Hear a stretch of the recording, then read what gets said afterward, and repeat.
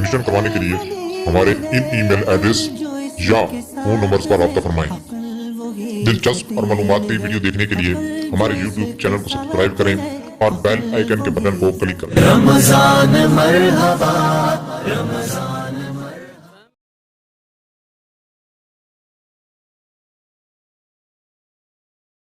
आऊज़ु बिल्लाहि मिनश्शैतानिर्रजीम बिस्मिल्लाहिर्रहमानिर्रहीम। नाज़रीन मोहतरम, हम आपको माह रमज़ान ट्रांसमिशन में खुशामदीद कहते हैं। पिछले एपिसोड में हमने कुरान मजीद फ़ुरक़ान हमीद का तारुफ़ बयान किया और तफसीर के मुतालिक हमने अहम मालूमात दी। आज से इंशाअल्लाह अज़्ज़ व जल बाकायदा कुरान मजीद फ़ुरक़ान हमीद की तफसीर को बयान किया जाएगा। कुरान मजीद की सबसे पहली सूरत सूरह फ़ातिहा है, तो सबसे पहले सूरह फ़ातिहा का तारुफ़ बयान किया जाता है। सूरह फ़ातिहा का मकाम नज़ूल। अक्सर उलमाए किराम के नज़दीक सूरह फ़ातिहा मक्कातुल मुकर्रमा में नाजिल हुई। इमाम मुजाहिद रहमतुल्लाह ताला अलैह के नज़दीक सूरह फ़ातिहा मदीनतुल मुनव्वरा में नाजिल हुई। और एक कौल ये है कि सूरह फ़ातिहा 2 मरतबा नाजिल हुई। एक मरतबा मक्कातुल मुकर्रमा में नाजिल हुई और दूसरी मरतबा मदीनतुल मुनव्वरा में नाजिल हुई। आयात, कलिमात और हरूफ की तादाद। इस सूरत में 1 रुकू, 7 आयतें, 27 कलमे और 140 हरूफ हैं। नाज़रीन मोहतरम, सूरह फ़ातिहा के मुतअद्दिद नाम हैं और नामों का ज़्यादा होना इस सूरत के शर्फ़ और फजीलत पर दलील है। इसके मशहूर 15 नाम ये हैं।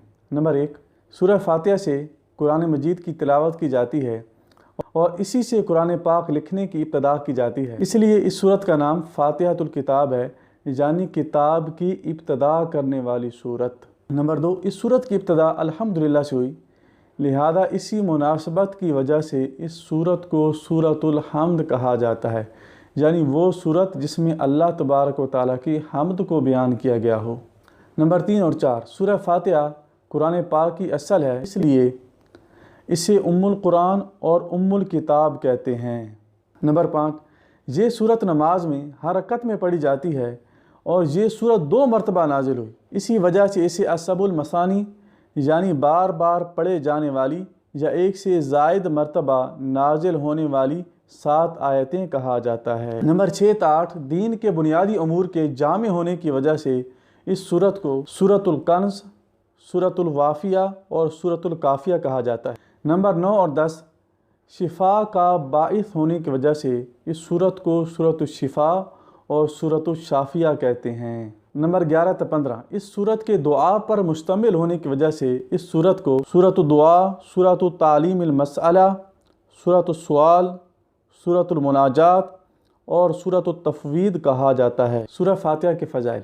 अहादीस मुबारका में सूरह फ़ातिहा के बहुत से फ़ज़ाइल ज़िक्र किए गए हैं, जिनमें से 4 फ़ज़ाइल यहाँ पर ज़िक्र किए जाते हैं। नंबर 1, हज़रत अबू सईद बिन मुअल्ला रज़ियल्लाहु तआला अन्हु फरमाते हैं कि मैं नमाज़ पढ़ रहा था कि मुझे हुज़ूर नबी करीम सल्लल्लाहु तआला अलैहि वसल्लम ने पुकारा, लेकिन मैंने जवाब न दिया। जब नमाज से फ़ारिग़ हुआ तो मैं हुज़ूर नबी करीम सल्लल्लाहु तआला अलैहि वसल्लम की बारगाह में हाज़िर हुआ और अर्ज़ की, या रसूल अल्लाह सल्लल्लाहु अलैहि वसल्लम, मैं नमाज़ पढ़ रहा था। ताजदार रिसालत सल्लल्लाहु तआला अलैहि वसल्लम ने इरशाद फरमाया, क्या अल्लाह ताला ने कुरान पाक में ये नहीं फरमाया,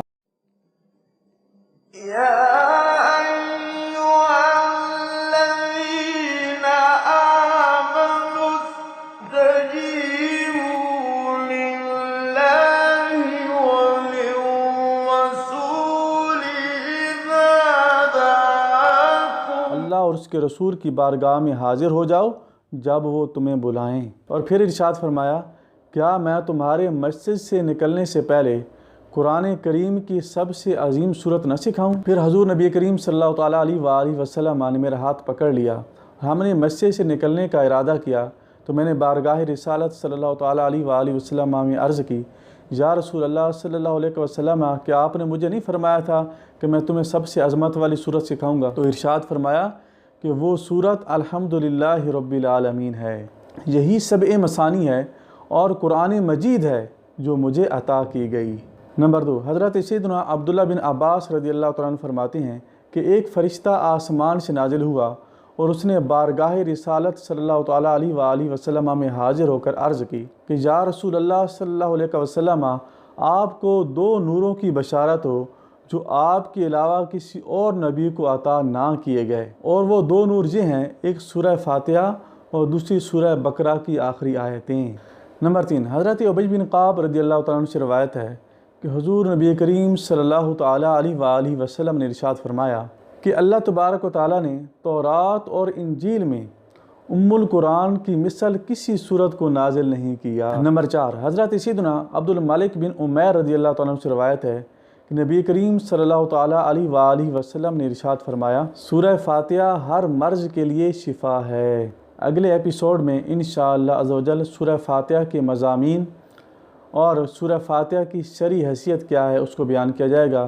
اللہ تبارک تعالیٰ کی بارگاہ میں دعا گو ہوں کہ رب کریم ہمیں قرآن مجید فرقان حمید سے سمجھ کر پڑھنے کی توفیق عطا فرمائے۔ آمین بجاہ نبی امین وصلی اللہ تعالیٰ علیہ وآلہ وسلم۔